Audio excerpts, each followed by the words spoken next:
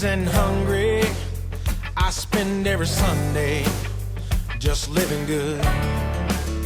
Might do a little fishing, a little hunting on the weekend with a... This episode of Pathfinder Outdoor Journal is being brought to you by Self-Reliance Outfitters, the Pathfinder School,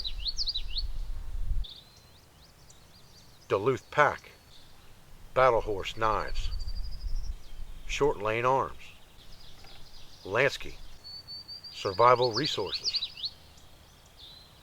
Carbon TV, and Survival Life.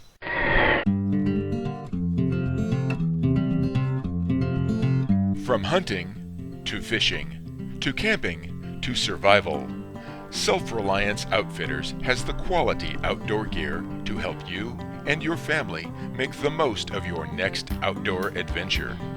Visit us online at www.selfrelianceoutfitters.com. Outdoor gear for outdoor people. At the Pathfinder School in Southeast Ohio, we train hundreds of people each year in short-term emergency survival, emergency preparedness, self-reliance, and sustainability. We train individuals, families, and groups with low instructor-to-student ratios to guarantee the best possible training environment for your money. To join us for an upcoming class, please visit our website at thepathfinderschoolllc.com. Duluth Pack, handcrafted in Duluth, Minnesota since 1882. True outdoorsmen like Dave Canterbury have been using our canvas and leather products for over 130 years. Our American-made, time-tested craftsmanship makes Duluth Pack the only gear you'll need for your next adventure. Hunting, fishing, bushcrafting, camping, canoeing, business gear, backpacks, all this and more at duluthpack.com. Afternoon, folks, and welcome to Pathfinder Outdoor Journal.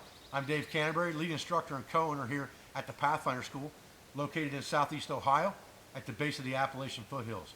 Every year here at the Pathfinder School, we train several hundred people in everything from short-term survival all the way to long-term sustainable self-reliance skills like blacksmithing and trapping. Stay with me as we step back in time to the days of Daniel Boone, to the days of George Washington Sears or Nesmith, the days of Horace Kephart, and move forward into the time of Fred Bear, while we learn and gain our doctorate in woodsy knowledge per se. The frontiersmen of the past can teach us a lot. We live in a world today of gear and gadgetry, where the norm is a compound bow and a pair of binoculars with a GPS and a nice big tree stand. I'd like to move back in time and look at the gear, accoutrements, and equipment that were carried by our ancestors so that we can better understand what's truly necessary for us to live off the land, long-term or short-term, and make us more wilderness self-reliant. I think it's important that we understand the terminology of survival. Survival is a term that's thrown around fairly loosely nowadays, and in the truest sense of the word, survival means the chance of imminent life or death. If I don't do this or that, my life is immediately in danger. What that boils down to is protecting core temperature. I have to stay warm, but not let myself get too warm. I have to stay cool, but not let myself get too cool.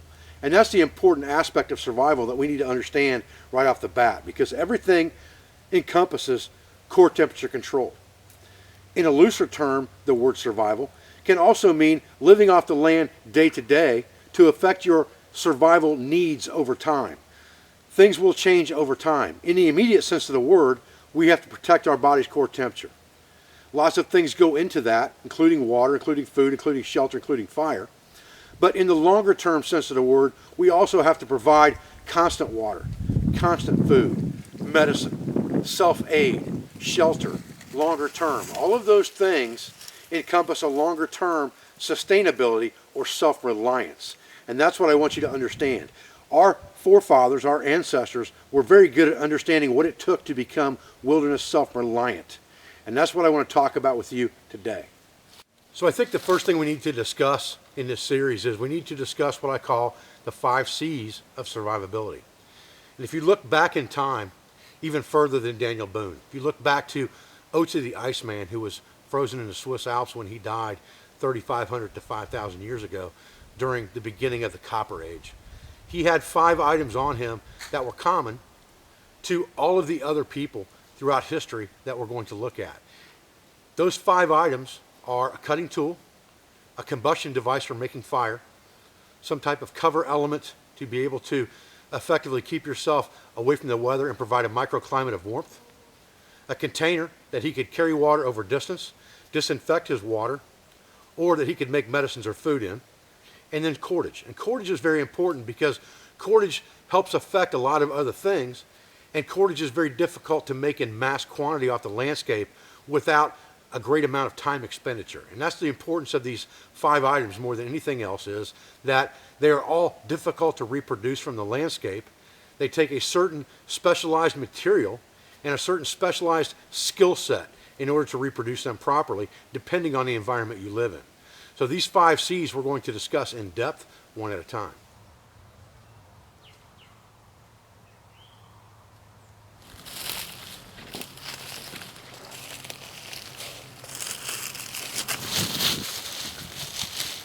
So let's take a few minutes to discuss these 5 items and the criteria that these 5 items should meet for our basic survival type needs. So let's start by discussing our knife. Our knife is a very important tool, and most woodsmen carry one. A belt knife is a very important asset for lots of things in a survival scenario, from processing wood to processing game. And building all the things that you want to build, the construction will begin with cutting that you may have to use your knife for, if you don't have a secondary or alternate cutting tool like an axe. I like to carry a knife that's at least 5 inches long. I like that knife to be 5 inches long because I figure that a 4-inch log is going to be structurally sound.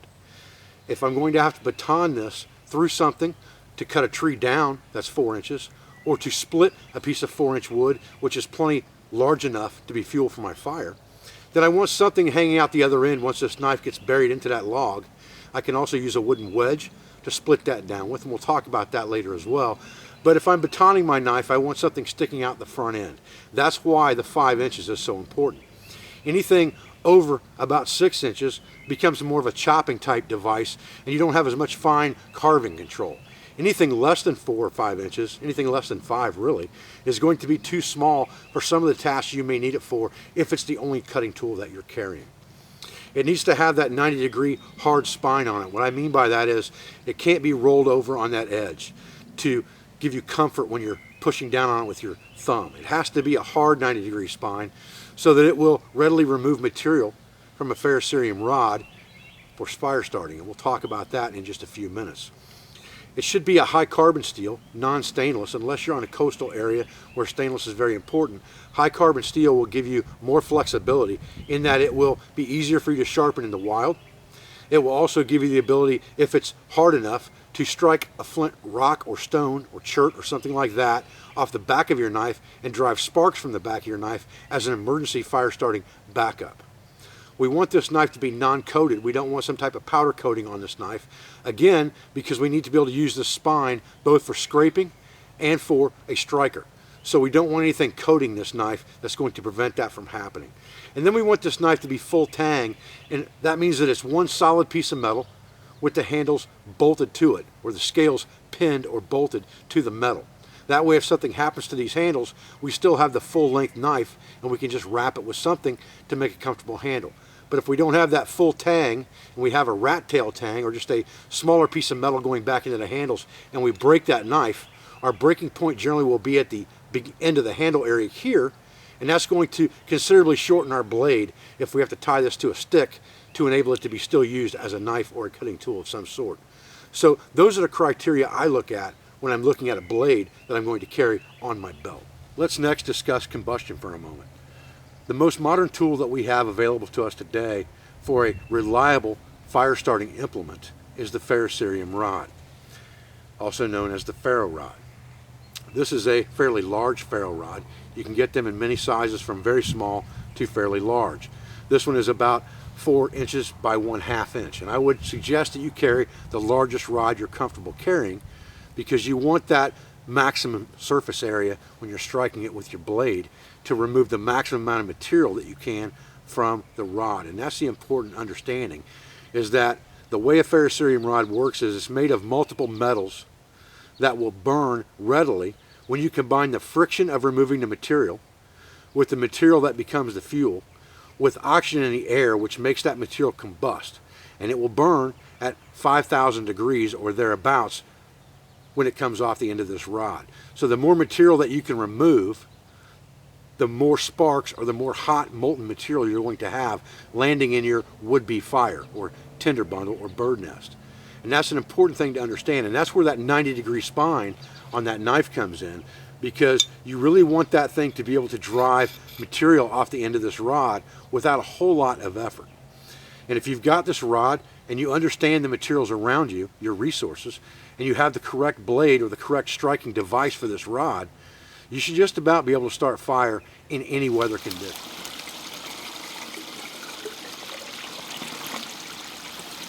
So let's talk about containers.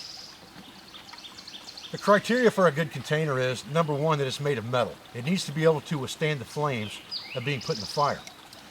I want to be able to collect my water in this container, take the lid off, and place this into the fire to disinfect my water by boiling. The CDC and the Wilderness Medical Society both agree that the safest way to create potable water is to filter and then boil. So I'm always going to boil my water if I have the option that I've collected from a native source. A wide mouth on that container makes that job much easier than a small mouth. And then I also want a good seal on that thing so it's not going to leak when I'm running around. Now, if my container has some type of nesting cup like this canteen does, or some water bottles, then I can also use this multifunctionally as a chamber for making char cloth. And we'll talk about that later. It's important that everything you carry be multifunctional. This container should be able to make your water potable, carry your water over distance, create medicine if needs be, cook your food if it has to, and also be able to do things like irrigate wounds by using gravity and water to flush out a fresh wound of some kind. So it becomes a very multifunctional piece of your gear, and it needs to be heavy duty. Our cover element is one of our most important parts of our kit. It provides the microclimate that's going to protect us from the weather in an emergency situation if we have to spend a night or more in a woodland environment. The shelter components that I carry are made up of two things. They're made up of a wool blanket and an oilskin tarp. The reason I choose the wool blanket over a sleeping bag is that wool is the only garment material that will retain about 85% of its insulative value even if it's soaking wet. And that's an important factor to understand when you're picking gear that you're going to carry, because that extra insulative value when something is wet can mean a great deal of difference on a cold, wet night. The wool blanket that we're carrying is merino wool. It's 100% wool.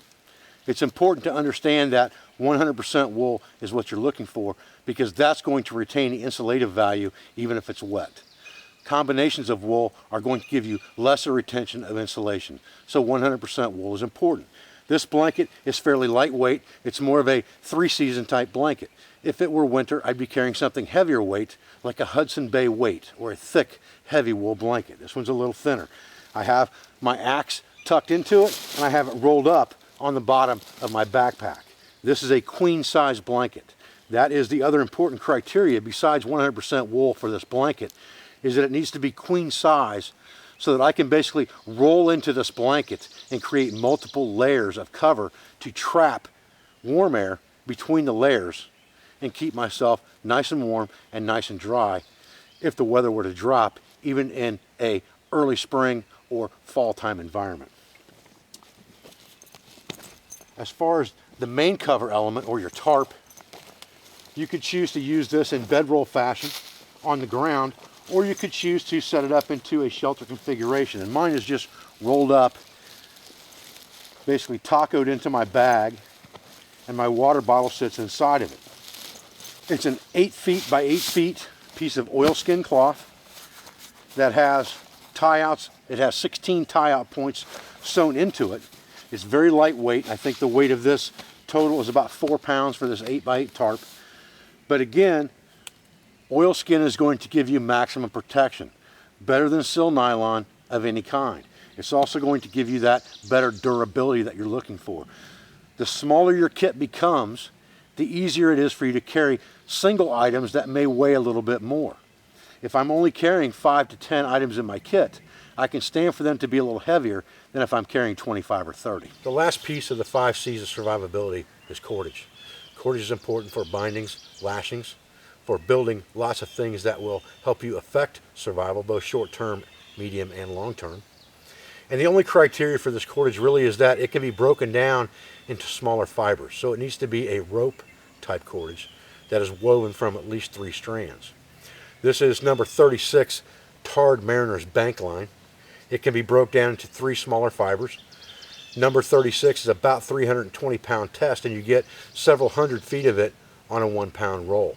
So you're carrying 1 pound of weight for an awful lot of versatile cordage. And that's an important thing to understand when you are going to use it in these type applications. Just a piece of cotton twine or jute twine is not going to do near as well for you as something like this.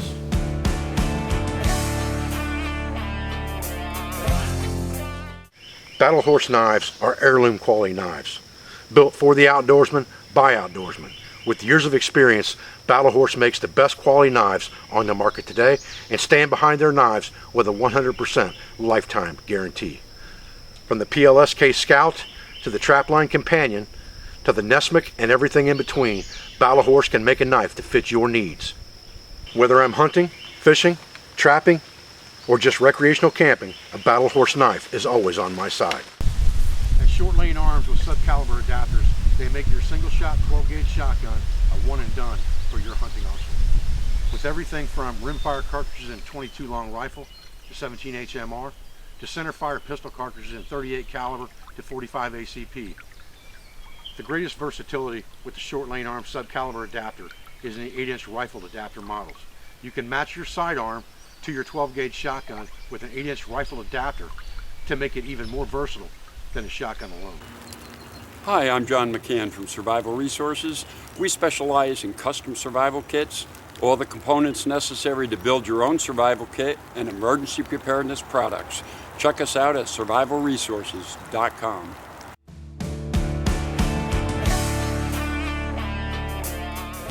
As we step back in time and look at accoutrements and equipment of our forefathers and of peoples of the past, one of the most romantic things in the survival and bushcraft community is primitive fire, friction fire. And the bow drill fire would have been the common method of friction fire in the eastern woodlands by native peoples of the Americas. And there's really no big secret to making friction fire. There's 3 main input variables that you have to control. That is the material, your form, and the amount of downward pressure and friction applied to the board and in the top block. To find the proper material for a bow drill fire, you don't need to know every tree in the woodlands. You need to understand the properties of what you're looking for. What you're looking for is a softwood that's very lightweight, that you can put your thumb into and it leaves an imprint in the board, a thumbnail impression where you pushed into the board. That will give you the proper material. You can make the board and the spindle from the same material. These are both tulip poplar, which is actually a magnolia. It's also called yellow poplar. Daniel Boone's canoe was made from yellow poplar. The bow that we have is also made out of tulip poplar, and it's just a straight piece, so we're going to put our spindle to the outside. And then we need a bearing block, which is just another hard piece of wood to push down on the top that's harder than the rest of the components so that it doesn't wear and cause friction in the top of the spindle, because we want all of our friction in the bottom of the spindle. So what I'm going to do today is I'm going to kind of walk you through the basic form of creating an ember. We're also going to talk about the basic construction of the bird nest. One of the most important components of friction fire when making fire with an ember that's created by friction is the bird nest that you're going to place into your fire lay once you've blown it into flame. And this is probably the second biggest failure point that I see at the Pathfinder School from students. Once you get used to the mechanics of the bow drill and how to create the set, you can fairly readily create a coal. Once you do that, you have to be able to put that into a material bundle that you can blow into flame and affect ignition. And that's the tricky part. You've got to have material that's fine, medium, and coarse, but you've also have to have something that's going to be highly combustible. And inner barks work really well for that, as well as outer barks from some trees. This is the inner bark of the tulip poplar or the yellow poplar. So we're using that yellow poplar throughout this set to make our fire. So we've got one tree, and if we understand that tree, we can make friction fire. We just have to find something harder for our bearing block. And oak, hickory, beech, blue beech or ironwood, musclewood as some people call it, all of those are very hard woods and will work well for your top block. Your entire set, other than that, can be made from the yellow poplar. So once we have stripped this bark, inner bark out of the tree, we have to process it down. And when I say process it down, I mean that we have to shred it. And we have to make sure that we have fine, coarse, and medium materials. And anything that comes off of this bark during the shredding process, we want to capture on something. So what we're going to do is we're going to bring our haversack over here, close to us. And as we shred this, we're going to catch that material on the haversack flap. So as we begin to shred this material finer and finer, you're going to see that there are going to be a lot of materials fall off and be caught onto this haversack. And you can see all these fine materials. Those materials are what we want in the middle of our bird nest. And we'll save some of this aside, and we'll collect all of this fine material here. And we're going to put that in the center of our bird nest. That's going to be the material that has the most combustibility, because it's going to be the finest material we have.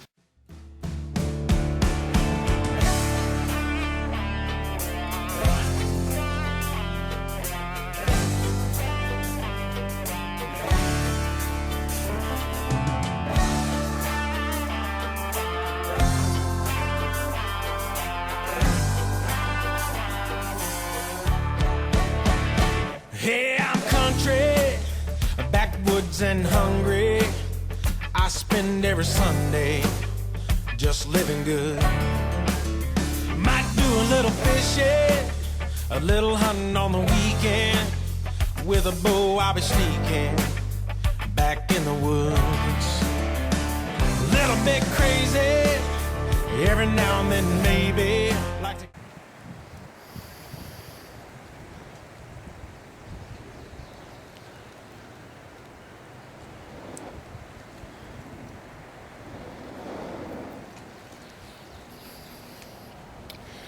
Once the bundle's on fire, we want to turn it over on itself and put it in our firelight.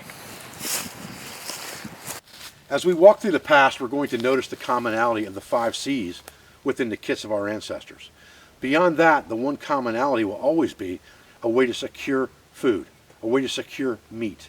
Whether it was fishing, hunting, or trapping, for the long term, all of them carried some implement, whether it be the bow, whether it be a shotgun or rifle, or something in between. They all carried something to secure meat sources, and that is an important understanding for long-term sustainability. We have to not only have our doctorate in woodsy knowledge and understand the resources around us, but we also have to be able to secure meat sources in the end.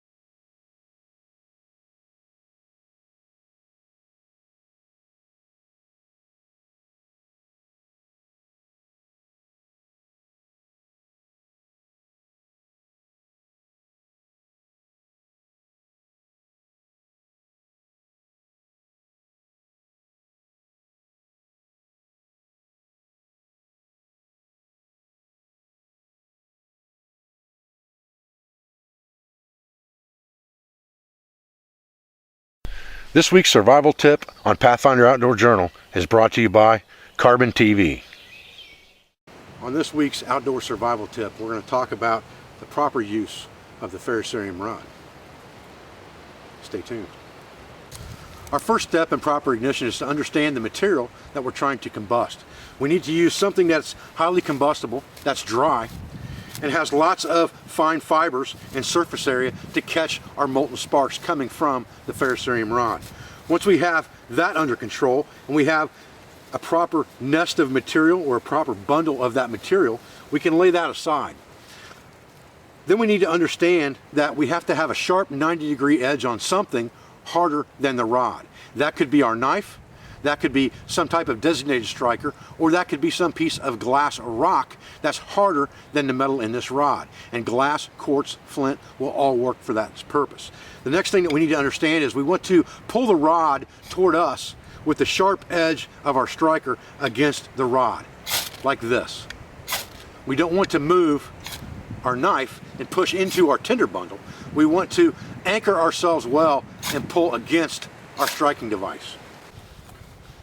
Once we have processed our tinder material and gotten our fine fibers ready, we can put that at the base of our fire lay, anchor our hand well, and use the rod to pull back away from the striking device.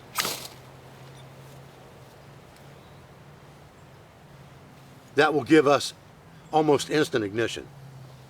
Folks, I'm Dave Canterbury with the Pathfinder School and Pathfinder Outdoor Journal. I want to sincerely thank you for taking the time out of your day to watch this show. I hope you learned something. Do me a favor, take a child to the woods and help him gain his doctorate in woodsy knowledge. God bless you. We'll see you on the next episode of Pathfinder Outdoor Journal.